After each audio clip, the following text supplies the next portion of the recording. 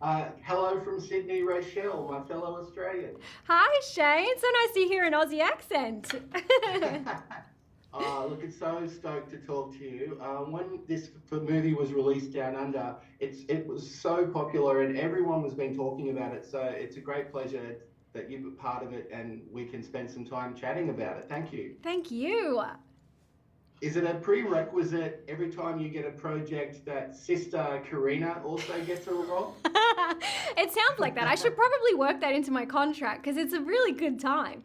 But no, this just happened to be a really cool opportunity. You know, Nicole and Natalie, while they're not twins, they do look very similar. And so when the opportunity came up for Karina to come out and hang on set with me for the story about Robbie Williams, it was really a no-brainer.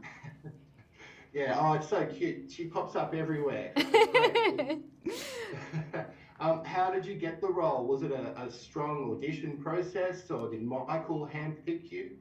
I did have a wonderful experience auditioning. It came through just like any other, an email, a self-tape, and it was just a couple of scenes that I got to play around with. And then, you know, a few days after that, they asked if you can dance, and I didn't have to lie and said I could dance. And then I found out I had a callback and met Simon, and then I got to meet Michael, and then things started to get going. It was really awesome, actually. Every time that I met with someone, I would learn a little bit more about the process and sort of what they were looking to put together. So they were very generous, which made my job auditioning a very easy. Your accent in it is terrific. Do you find that as an actor it's hard to do accents and nail that, or is that something that comes naturally? I think I have a pretty good ear, but I have to say, this is my first time playing an English person, and Nicole has quite a tricky accent in real life. We did sort of water it down for the film, but I did audition with just a standard London accent as well as Nicole's natural accent, and I was very nervous. You know, I live in London now. I have a lot of English friends and they are picky. I know, they know about accents and about their regional Really? accents. And so I was a bit nervous, but no, I mean, we had brilliant help. We had an accent coach on the film and I think, it's worked out okay so far. So fingers crossed. Yeah, no, it's worked out really well. You're doing a fantastic job. Thank you. And I've got to know, did Michael give you any particular instructions to act, opposite a digital primate, a digital monkey? Were there any particular things you had to know, or was it just like acting normal? Well, that's the brilliant thing about this film is that the only person who knows he's a monkey is Robbie. And so we would treat Robbie and therefore Jonno as just an average human being. And so when I was working with him, when I'm looking at Robbie, I don't picture the real Robbie or a primate. I picture Jonno. And so I just got to really act with him. Honestly, I think the only piece of direction I had was like, look out for the camera on the end, because I did headbutt it a few times, accidentally getting too close.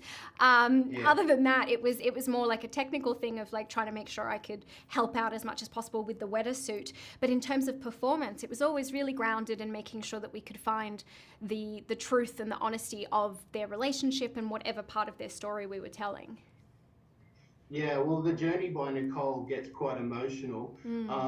How did you bring yourself to some of those highs and some of those lows as an actor? Was it tricky, or did you just, again, come naturally? Because Nicole had a lot of association with Robbie in good and bad times. That's right. I think I was really struck by the fact that when they were going through both these highs and incredible lows, I was really struck by just how young they were. And there's a real tragedy in that when they've achieved this level of success and an opportunity creatively, and yet they have to face some pretty adult situations. And that, I think, if you can really focus on that in terms of the darkness, it's not that hard to tap into that. And I also, having Jonno as a partner and Michael sort of shepherding this whole thing, it was just a real great safe ground to play and sort of find the messiness of all of that, the good and the bad. But in terms of the levity, I mean, when you're on a set that they've literally built a yacht,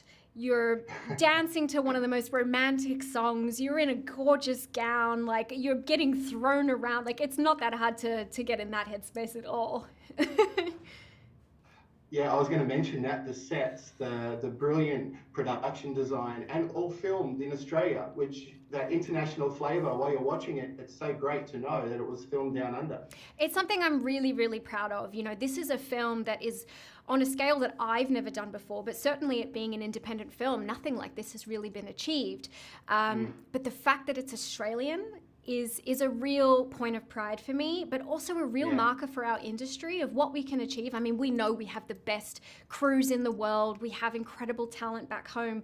But the idea that we could put this together and showcase it to the world, and it translates internationally, is something that that I don't think I've experienced before, and I don't know how many more times I'll get it. It's just so great.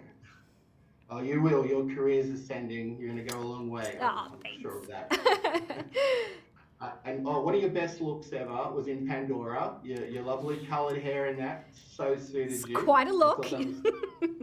Yeah, it was a great look. But in this movie, Better Man, I think it comes down to the fashion and the hair also. How was it wearing some of those 90s clothes? You know, both formal and informal. You fit them very well, by the way. Oh, thank you. I think the head of our costume department was Kathy Ireland, and she was incredible. Some of the sort of more casual looks, she was able to thrift or buy online and find herself, so it was really authentic. Tell you what, I don't miss those low pants. So that's not something that we do these days, and I think it should stay in the past. I mean, some people do. It's not my thing. but you know, then also working with Sheldon Wade, who did the hair and makeup, and having those strappy hair was very interesting. But it just looked so great on screen. And then when we had more sort of dressed up looks throughout the sequence of She's the One, I've got the gorgeous gold dress that was made of glow mesh that was based on... I love that, yeah. Stunning. And it was honestly like a science experiment. They had to map out each square of that dress and sort of pin them all together. It was incredible to see them build it. But then also there's this white dress that I wear that has all these beads, and it was based off a Kate Moss dress from the 90s. And the amount of thought and care that went into that to capture that time. Even Rob's Adidas red tracksuit was just like, oh, 90s, we got it. Definitely. Yeah, I noticed. It was all spot on. Oh, I'm glad. Did Robbie, he's a producer, did Robbie himself spend much time on sets? Did he give you any advice, or did you hang out and just talk about the role with him? He was on set. Unfortunately, just through scheduling, I actually only met him recently. So he was on set, but while he was there, I was in dance rehearsal. So we missed each other for honestly about 2.5 years. And I think I was the last cast member to meet him, and I met him on the red carpet at the London premiere in front of a very big wall of photographers. And so it was quite a moment, but you know what, as he is known for, he was able to just bring it down to a really grounded human moment. He was very kind to me, just checked in to see how I was feeling. We got to have a bit of chat there and a bit backstage. Right. And I think he's just very grateful for the care and dedication that's gone into telling his story. And he loves Australians, and you know, he was saying Carlton, and like he was just really thrilled that we were all a part of it. Yeah, he will make him an honorary Australian. We might as well now, right? I know, it's about time. He practically is already. Were you a fan of boy bands or even girl bands back in the day? I think I was a fan of, yeah, I would say I was. I mean, I remember like Bardo back in the day of like early reality television, like Poison. Oh, but I think I was definitely a fan of Robbie. I probably was too young for the Take That era. But you know, you're in syncs, and I think also when I was growing up, it was a lot of solo artists as well, you know, your Britney Spearses and things like that. So music was always a big part of my life, especially the fact that I grew up dancing. So you end up dancing to a lot of the popular tunes at the time, and sort of that part of the zeitgeist is just sort of parallel with your life at that time. Well, you never know. You might end up in Paper Dolls season 2. There you go. There you go. There's always room for another pop star. I need to get my stripes back in. Yeah. And to wrap it up, I mean, I'd love to talk to you all day. You're so fascinating and a lovely person. But I mean, when it comes to audiences who don't know Robbie Williams, now I came out of it not a huge I just was crying a lot in it. I found it really emotional and also uplifting. But people who don't know Robbie, what would be, in your words, why they should go see the movie? I think, first of all, it's something that really can bridge the gap between a musical and a really human story. I think that it's neither here nor there. It's wildly entertaining, but as you said, it's a real emotional journey. And I think it really is a tale of humanity, but it's on a scale that's extremely entertaining. But you will feel a bit closer to Robbie, but you'll feel a bit closer to yourself. I know that sounds cliche, but like, there's not a person I know that hasn't walked out of this film resonating with at least one aspect of it, whether it's someone who wants to call their dad and have a chat, or it's someone who wants to speak to themselves about, you know, how they feel and if they're secure in XYZ. But then also someone who's like, man, I got to play that song again. People get to discover him, and I think that's a really joyful thing. Yeah, it's such a family-orientated film in many ways, and I love that part of it.